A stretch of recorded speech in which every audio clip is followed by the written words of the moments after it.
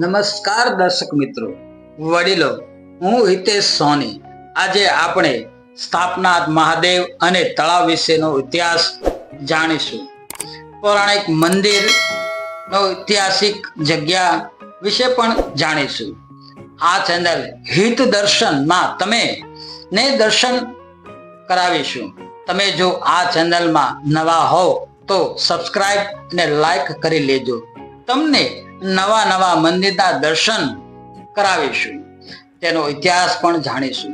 તો મિત્રો, વડીલો, અમને જાણકારી મળ્યા મુજબ 100 વર્ષ પહેલા ભાવનગરના દિવાન શ્રી ગૌરીશંકર ઓઝાના માર્ગદર્શન હેઠળ તળાવ બાંધવામાં આવ્યું 1872માં, જેનો મુખ્ય હેતુ પીવાના પાણી માટે જળાશય હતો કે ભાવનગરની પ્રજાને દુષ્કાળ સમયે કામ લાગે, આવી ભાવનાથી બાંધવામાં આવ્યું હતું.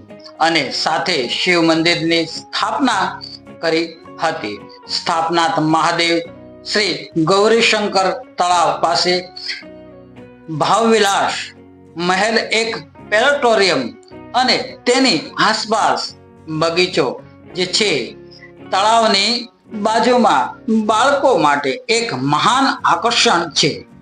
બાલ વાટિકા, ખગોળ શાસ્ત્ર વિશે પરિચય અને શિક્ષિત કરવાની સરળ રીત છે. સંગીતમય ફુવારા પણ છે. ભાવનગરમાં ઘણા પ્રવાસ સ્થળો છે. એમાંનું ગૌરીશંકર તળાવ ને બોર તળાવના નામથી પણ ઓળખાય છે. તળાવ જે છે પહાડોની વચ્ચે આવ્યું છે. નયન રમણીય દર્શન આપે છે. શહેરના લોકો અવારનવાર અહીંયા આખો દિવસ પિકનિક કરવા આવે છે. તળાવનો નજારો અદ્ભુત છે. તળાવની બાજુમાં વિક્ટોરિયા પાર્ક પણ આવેલ છે. હાલ ભાવનગર મ્યુનિસિપલ કોર્પોરેશને ખૂબ જ સુંદર બગીચો પણ બનાવેલ છે. શાળાઓમાંથી બાળકોને પ્રવાસ પણ કરાવે છે. તો તમે પણ આ સરોવરની મુલાકાતે આવો. અદ્ભુત નજારો તમે પણ માણો.